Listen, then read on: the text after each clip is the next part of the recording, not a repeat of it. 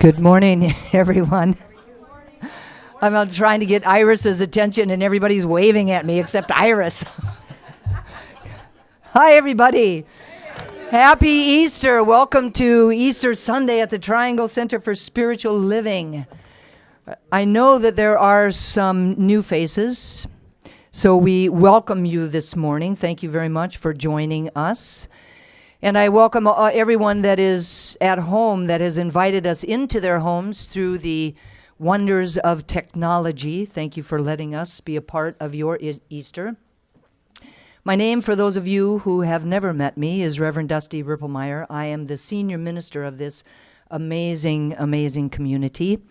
We are a science of mind community, meaning that we teach and study and believe in the principles as kind of organized by Ernest Holmes as he looked at all of the great master teachers throughout time, all of the great philosophers, all of the Eastern religions and the Western religions, and synthesized them into just a few really practical principles and philosophies. So we believe that there is just one God, and that God is within us and surrounding us. It's not a God in a long white beard on a cloud somewhere that's doling out punishments and rewards at whim, but it is a benevolent and loving God. We believe that there is a power, a creative power in the universe that we can use, that we co-create the experiences of our lives in conjunction with God, and that we can create and recreate them over and over again. And I love this time of the year because it's really an opportunity to look at the events surrounding the Easter week and to really bring them home in a really practical and really wonderful way. So I'm glad that you are here to join us. The reading for today is by Reverend Kathy Hearn. She was my dean when I was in ministerial school. She says, Easter is the story of the power of spirit that lives deeply within life, within our individual lives.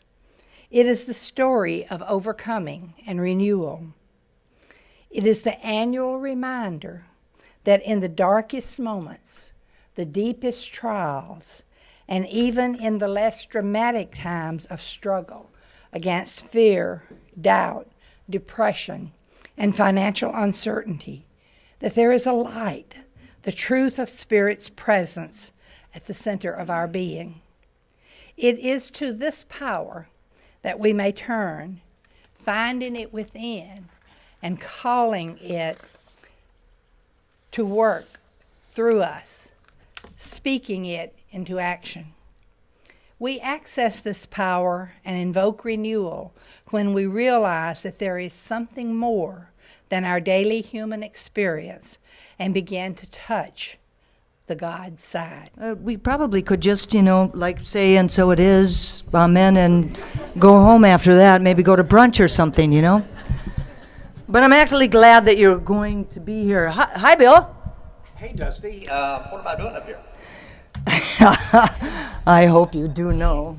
It's actually cooler. It's cooler up here than back there. It's always cool wherever you are, Bill. So today we decided that we were going to do something a little bit different for Easter. Bill and I like to talk a lot. Well, maybe Bill a little bit more than me. And I think in general, it's really part of our job description that we really have to, right? But what I'm really saying is that we really like to talk to each other about a lot of different things. We do. And so today, we're going to talk a little bit about Easter, and we're going to talk about Jesus. And the invitation is for all of you to just eavesdrop a little bit, if you'd like. Lock the door. Don't let anybody go. Get back in here, Lonnie. You ready? I'm ready. We get a little How's this echoing here. sound? What is that about? Just ask him to turn the volume down. Oh. Okay. So, Bill, Dusty? let's start with you. Okay. What was Easter like for you? What are some of your earliest memories growing up about Easter? You know, for me, I can't think of Easter without thinking of my mother. And so when I was a little kid, my mother would give me the little Easter basket, and we'd make the eggs, and she'd hide the eggs.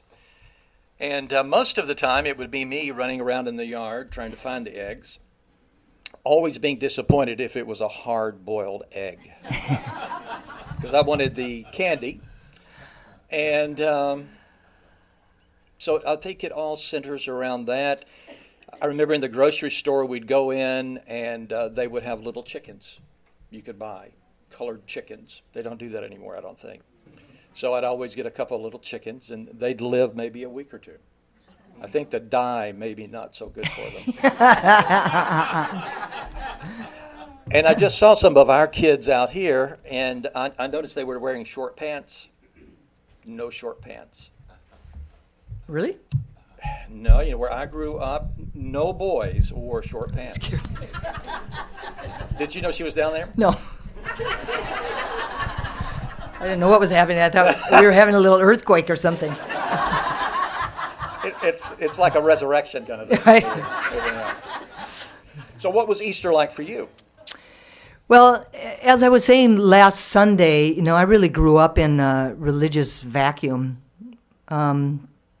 I can remember that we attended church for a short period of time, but that there was never really a strong presence of God, let alone Jesus, in our everyday lives. We certainly never quoted the Bible. No, we didn't even really read it very much. So for me, Easter was really just kind of like Christmas, just another holiday. Unlike you, though, I thought it had the worst candy in the world. I mean, why would anyone take a perfectly good chocolate egg and fill it full of that maple stuff? And then, you know, they have these lumps of pure sugar in the shape of a bunny that has a shelf life of about 100 years. I never really understood the Easter candy at all. Not at all. I love those things. But we did have... Did you ever freeze them? No. Oh, never mind. It's a different story. Okay. So we did have Easter baskets, but we never really talked about Jesus. It wasn't, we weren't that kind of a religious family. Oh. Now, what were your early thoughts about Jesus? You know, actually, pretty good. You know, I had friends a lot of friends talked about hell. People were afraid of hell all the time. And I didn't really think about that so much. You know, the place where I grew up was in the mountains of Kentucky, a little mining community. And so it was scary place for a little kid. I remember my dad came in one afternoon, and he had bullet holes all the way down his car. And there was a mining strike, and as he drove through this area, someone shot all the way down his car. And so things like that would happen. And so for a little kid, you know, 4, 5, 6, 7, that's scary. So for me, Jesus was like Casper the ghost. You know, a friendly ghost, a friendly presence. And so I always felt like he was a protector. And I remember if there was anxiety or something, you know, I would think about that and it would really calm me down. So it was a good presence for me. Mm-hmm. Very positive. Sounds beautiful. How about you? Well, in a way, this not having a really religious background was the good news for me, because I didn't really carry a lot of baggage around religion into my adult years. Mm-hmm. I didn't know anything about being born into original sin, or that Jesus had to die for my salvation for those sins. But not having a religious background was also the bad news, because I had no real experience of God in my life. I knew nothing about the teachings of Jesus or about what an amazing teacher he really was. So since I had no awareness of Jesus, I didn't really turn to Jesus or even to God in times of struggle and strife. I don't really remember what exactly I did, but I know that it really wasn't to turn to Jesus or to God. I did, however, really like Casper the Friendly Ghost. He was pretty cool. Yeah, he was nice. Yeah. Yeah. Not too enlightening, though, but No. nice. Yeah. Yeah. Yeah. Sort of peaceful. So have your beliefs and feelings about Jesus changed over the years as you grew up and studied more and more? Well, things have changed a lot. I think now, probably more than anything, I think our perception determines almost everything. So the way we look at life and the way I looked at Jesus or God, I think has changed. I thought a lot about it as far as stages, because physically we go through stages. Mentally we go through stages as we grow up, and then I think spiritually we do as well. So as we move through those stages, I think when we think about Jesus, we think about God. When I was young, God and Jesus sort of blended together, I think. But I think it's certainly changed, and I think it just continues to change. I like to say life is a journey, so it does change as we go, for sure. Mm-hmm. And yours is transformed. I know you're younger than me. Yeah, the whole year. Yeah. I can't even describe how important that year is. Yeah. Yeah. Well, so for me, in coming from no background of Jesus, I was able to really powerfully step into seeing Jesus as, really an amazing teacher. Not as a savior or as an exception, but as an example of how we could and really should live our lives. I've also had the opportunity through taking a couple of classes in my ministerial school at the Holmes Institute to really study more about the Bible, both the Old Testament and the New Testament, from a metaphysical viewpoint. And also I've had the opportunity to teach the metaphysical Bible class here. And through my preparation to facilitate those classes, my metaphysical understanding of the Bible has deepened, and that's been a really powerful and really wonderful journey for me. Yeah, it's been really amazing to have this new awareness and new insight about the teachings of Jesus. And you? Yeah, I was raised in a Christian fundamental kind of church, and attended church most Sundays until I was about 12, when I decided no more church. Mm-hmm. But until then, it was very fundamental, and then later became a minister in a traditional church for about 16 years. And so seeing Jesus from that aspect, but it did slowly change, and I began to see him more as an enlightened one, not the only one, but one of the great enlightened teachers. And I even in reading the Bible, you could see when he would say things like, "I'm doing these teachings or these miracles, but you can do the same thing." Mm-hmm. And then he would even say, you could even do greater things than I'm doing. So that kind of opens it up at the top. And so I love that idea. Mm-hmm. Thinking about his behavior, his life, his teaching, as you think about him, and I've enjoyed thinking about him this year, maybe more than I have in a while, just reading and thinking about it. But are there certain characteristics about him that especially appeal to you? Well, when I think about him, I think about Jesus the man, and I think about his life, and I think about the way that he lived it, and I think about his teachings, and just how, really he affected the world in so many different powerful and amazing ways. Mm-hmm. That he really was a force for positive good in the world. And he's had a tremendous influence over the years, and I agree with you. I love that he said that we too can have this same kind of influence. The things that stand out for me about his influence are his behaviors and his teachings. And what I know about his behavior and his teaching is that they grew out of his thinking. And so I've often really thought about what was in his mind, what was he thinking, and what was he feeling. And I've often, just really wanted to be able to have a conversation with him about that. I've also thought about how he treated people. That was something that also stood out for me, that he was always really very available, that he was present with people, that he was available to people, that he was always talking with people. And he was available to them in a way that was really significant, that was really important. He just touched people everywhere that he went. He really just touched them, and I admire that a lot, because I think that it really takes a lot of energy to really be available and to be really present and to really touch people. I mean, you know how that is.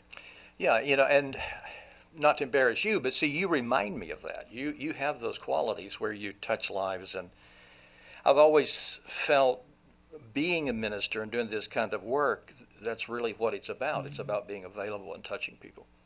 Some time ago, I did a study of the Gospel of John, and that's just one of the Gospels. But if you read through there, especially the first 12 chapters, it's Jesus and people, Jesus and people, Jesus and people. And every single chapter, he's meeting somebody new. And it's just interesting to watch. I mean, he's not in a cave hiding out, but he's out there with people all the time. Give you an example or two, like in John chapter 2, he went to a wedding. At a Jewish wedding, I mean, there's dancing and singing, and so you can see him in the midst of all of that. And I know you remember the story about they ran out of wine, and his mother sort of edged up to him and said, "Could you help us out a little bit? Do one of your little tricks." And he said, "Not now, Mom." And she said, "Come on, look around.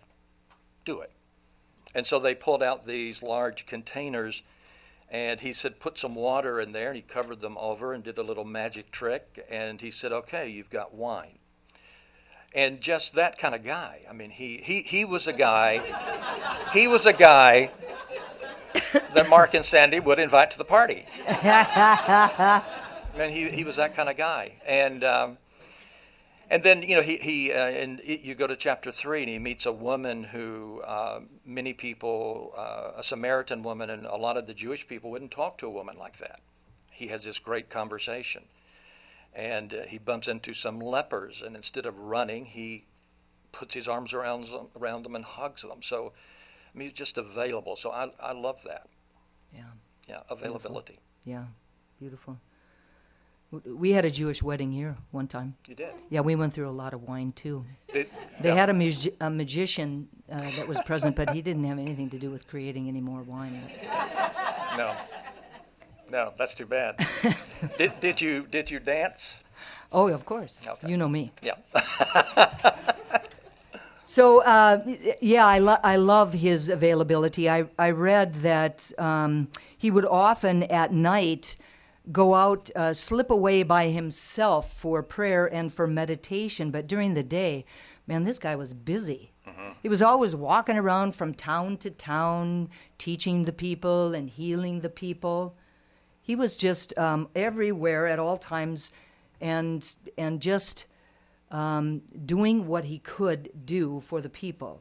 And for me, that really represents what a minister could and should do, what a minister could personify.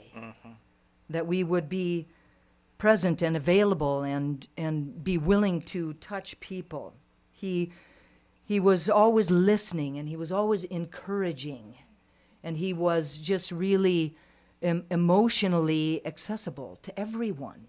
Everyone really loved him. They really cared about him, and he wanted to be present, and parents would even bring their kids so that he could touch them and could bless them. Everyone just wanted to be around him. It was really quite amazing. Yeah, and that reminds me how, I guess the word I would use would be sensitive, but he was sensitive to people. Like, when they brought the kids, the disciples said, "Get these kids out of here." And he said, "Don't be messing with the kids. Let the kids come." And so he was just sensitive to people. And like you say, listening and tuning in. And one thing I especially like is that he asks questions. And if you read through, he's always asking questions. He's asking, what are you thinking? He's asking, why are you following me? Why are you listening so closely? And he would even ask people who were, I know one person said, "Could you heal me?" And he said, "Do you want to be well?" And the person said yes. And then he said, "Do you really want to be well?" Because this is a person that had been begging on the side of the road for 40 years. So if he's healed, he lost his business. Now his whole life is going to be altered. Yeah. And so Jesus was always so sensitive. And I know people who, they're able to read people, just subtle signals. If they meet you, you feel like they're really listening, they're tuning in to you. And so him being available, being sensitive, those are great characteristics that probably most of us want to have. Yeah, I love that he asked a lot of questions too, but and he did it in a way that wasn't intrusive. It just was really gentle the way that he did it.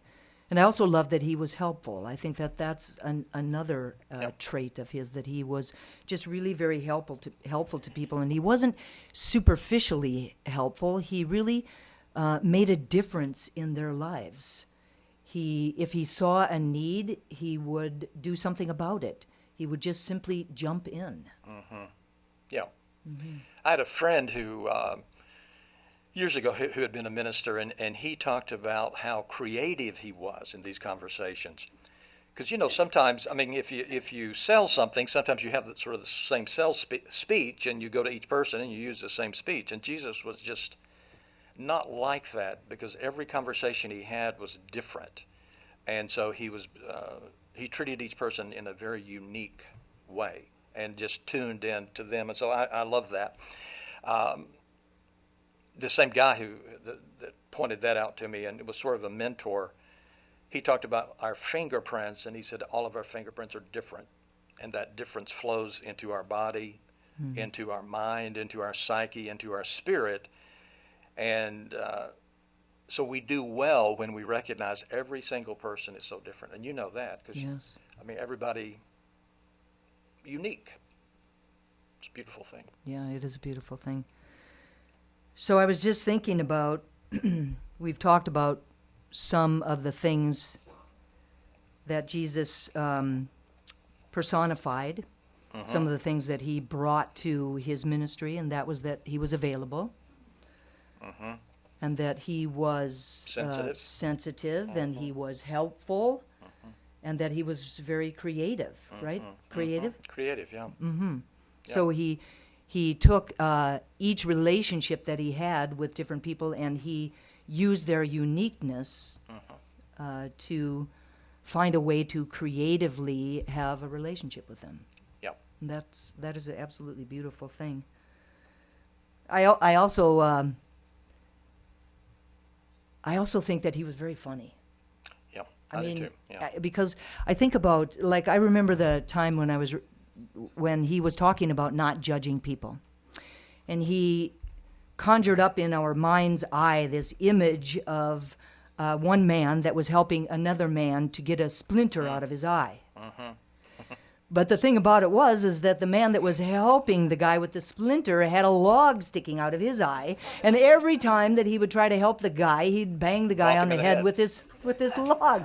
Now, I think that's funny. He brought a lightness, a lightheartedness to spirituality. Yeah. I love that about him. I think that I would have really liked to hang out with him. Yeah. I think so. He was like a comedian.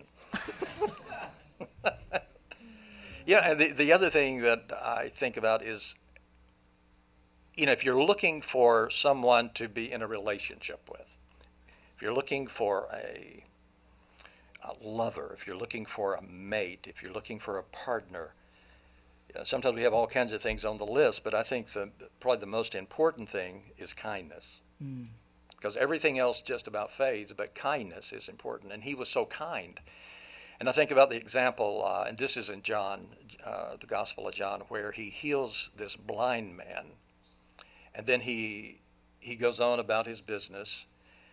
And the family, it's kind of weird, but the family of the blind man are angry at him because he was making money for the whole family, begging. And now that's gone. So they're upset with him. And the religious people of the day said, "You mean Jesus healed you? Well, we don't like him." And they kicked him out of the synagogue. So now he's out of the synagogue, so no faith community, and his family's sort of disowning him. And Jesus heard about it, comes all the way back and says, "Are you okay?" And so just, that's Kindness. just real, that's just real kindness. Yeah. Anything stand out to you as far as his teachings or quotes or anything like that? Well, I think I especially liked it when he said, "You are the light of the world." And he said that just to regular, ordinary people, not just all the really super religious people, but to just regular, ordinary people like you and me. People with ordinary, everyday kinds of problems like illnesses or poverty or other kind of challenges. Now, that's not to say, I mean, he did have some conversations with the super religious people, but he didn't pull any punches with them. Yeah. But with the regular, ordinary people, he just was kind, and he just elevated them. And he said, "You are the light of the world." It's always been one of my very favorite quotes of his. Yeah. I mean, that's an amazing statement. Yeah, like you say, it really elevates. I like it. One of the things he said a lot was he would, in a phrase, and he would change it occasionally, but it would be, "Now is the kingdom of heaven. Now is the kingdom of heaven." And he would say, look at the birds and look at the trees and look at the flowers. So he was always emphasizing now. But when he said now is the kingdom of heaven, the word heaven wasn't about going someplace after you die, but the word meant ever expanding good. So he's saying now is the moment of good. Now is a moment of ever expanding good. And so it just felt like, because these people were going through hard times. They were worried about the future and probably felt guilty about the past. And he was saying, come into this now moment, look for the good, and realize it's growing. It's always expanding. So that's some real positive stuff, life-changing. Definitely. Other teachings that come to mind about? Well, I like the way that he talked about God. Now, we all can seem to, at times, get really kind of trapped in our culture. And that was really true for him. And they, in the culture of the time, had a certain idea about God. And whenever he would talk about God, he really caused them to really expand their minds. They had to begin to think about God in a different way. He emphasized that God is within us. And that, I think, probably just kind of blew their mind at first. And that it really, that God is everywhere at all times, and that we are one with God, that we are one with Spirit, that we are one with each other, that there was this deep and abiding connection that could never be broken. We could never be separate from God. And I love that. I thought that was really, like you said, a life-changing idea for many of the people at that time, for many of us right now. To recognize that we are one with Spirit, that we're one with each other, that God is everywhere at all times. And I think that that's what's really wonderful about this center, is that we have classes and we gather together, like today, that we gather together to remind each other, to remember when some of us aren't able to do that God is everywhere, and that God is everywhere at all times with absolutely no exception. And that can be life-changing. Well, it sure is. And he talked about how that God was like the wind, and he said, look around, and the air is all around and inside of you. And so a lot of intimacy. Remember we talked about the word that he used for God in that language wasn't like something that was far away, but he used the word that would be translated daddy. Daddy. Intimate. Very, a little child would use, and he used that word. And so it's he definitely introduced a whole new idea. What do you think in connection with that about prayer and the kind of things he said? I love what he said about prayer. He talked about it a lot. He would say things like, pray believing that you have already received. It is done unto you as you believe. So, while I believe that there's absolutely no prayer that could ever be wrong, that I think that this type of affirmative prayer is really powerful. Ernest Holmes used this idea in creating his spiritual mind treatment. Yep. So in our prayers here at the center, we are never begging or beseeching. We first just recognize God, that God is, and then we unify ourselves with God, and then we, very powerfully speak our positive, affirmative words in that now moment that you are talking about, knowing that it is already so. And for me, it's really an uplifting, powerful way to pray. See, I love that. I think it was probably in 1990 because there was a divorce in 1990 in my life, and that drove me, of course, to the library. And of course, yeah. Of course it would. Yeah, and I found the Science of Mind book by Ernest Holmes, and the treatment, the prayer. I just love that because it gave such structure. And with that, and I like structure because it kind of gives us something to build on. And then the idea that we sort of create in our lives what we pray, not for, but what we pray from. And just that idea, I really love. And then the one other thing that comes to mind is what he said about forgiveness. Forgiveness is really super important in our lives. And back then, they sort of had a theory, and the theory was we should forgive someone 7 times. And they thought that was really rocking. And so someone came to Jesus and said, so what do you think? Do you think we ought to forgive 7 times? And he laughed and said, it's more like 7 times 70. And in Jewish numerology, that basically meant forever. You never stop forgiving. You forgive all the time. And so if we don't forgive, it's like the old saying about it's like we're drinking poison hoping someone else is going to die. Because it ends up hurting us. And then his whole life, as he was living his life, he was so forgiving. He would just let things go, let things go, let things go. So he operated at such a high level. Well, this Easter, is there anything that especially stands out that you just love about? Besides the candy? Candy, yeah. Well, I got you a maple egg in there. Ooh, I can't wait to be done. So I think that what I like most about Easter is the promise for renewal, that new life is absolutely possible. I think that it talks about our ability to make a transition.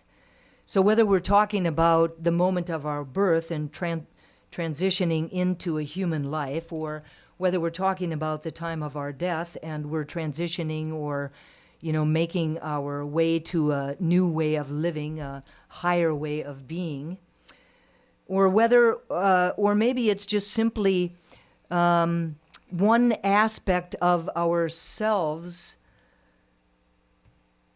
transitioning or letting go of one aspect of ourselves in order to make room for the new. It could simply be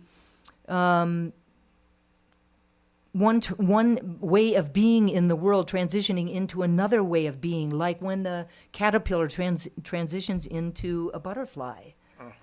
You know, when the butterfly, the life that the butterfly knew is so much different than the life that the life that the caterpillar knew is so much different than the life that it's going to know as the butterfly. And when it was creating that cocoon, it really had no idea about what was going to happen or what it was going to be like, but he did it anyway. Yep. And so what this says to me is that, you know, transitions can be scary, and they can be sometimes painful. But the promise about Easter is that it will always be worthwhile. The message of Easter is to awaken to our Christ consciousness, and in order to live life anew. And I think that this is a really important message for each of us and for our lives. This idea of resurrection also reminds me that sometimes in the darkest of moments that you were mentioning, these dark nights of the soul, that there can be a gift within that situation. That sometimes something really, really good can come out of something that we think is really, really bad. Yep. That is a great sermon right there. And so it is. That is a good one. And, you know, I think as I've thought about it, and it's been interesting because if we had not been having our conversations and studying about it, I might have just skipped over it and not thought much about it. But because of this, I've thought a lot more about it. And I think the key word for me would be possibility. And it means everything is going to be all right. Everything's going to be all right. And like you say, sometimes it looks dark. And sometimes illness and death is even involved. Sometimes. But this idea tells us that everything's going to be all right because of who we are. We are eternal. And the phrase you said you especially liked when he said, you are the light. You are the light of the world. Just normal people. You are the light. And so he said both. He said, I am the light. And then he looked at the people and said, you are the light. And so that's a powerful idea. So you know who you are. You are the light. And then all the people around you, everyone, is the light. It's beautiful. Absolutely beautiful. Yeah.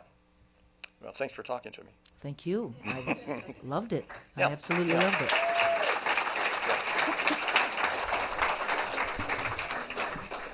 Well, let's pray together.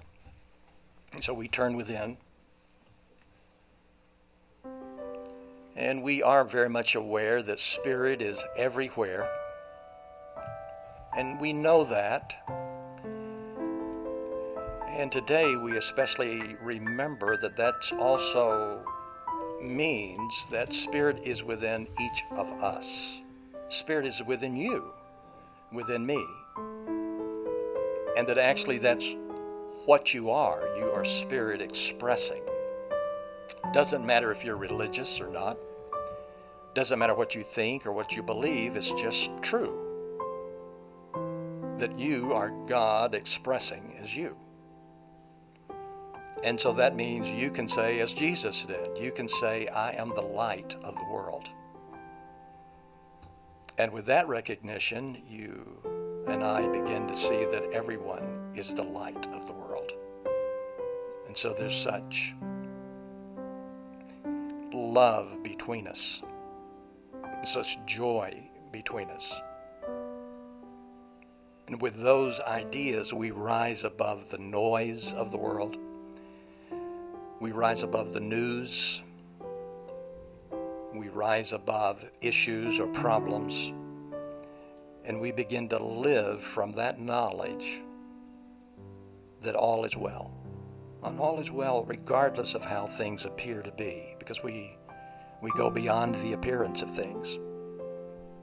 And that is what Jesus talked about. He talked about living and moving and having our beingness in God, in Spirit. more than anything else. And so this day we see every person in this room. We see the beautiful children that are in other rooms, their teachers. We see all of us becoming more aware, and we do have to remind ourselves, but we're becoming more aware of who we are. And so we overflow with love. We overflow with peace, because that's where we're coming from and that's what we are. And as a beautiful community, we say together, And so it is. Amen. Thank you, Dusty. Thank you.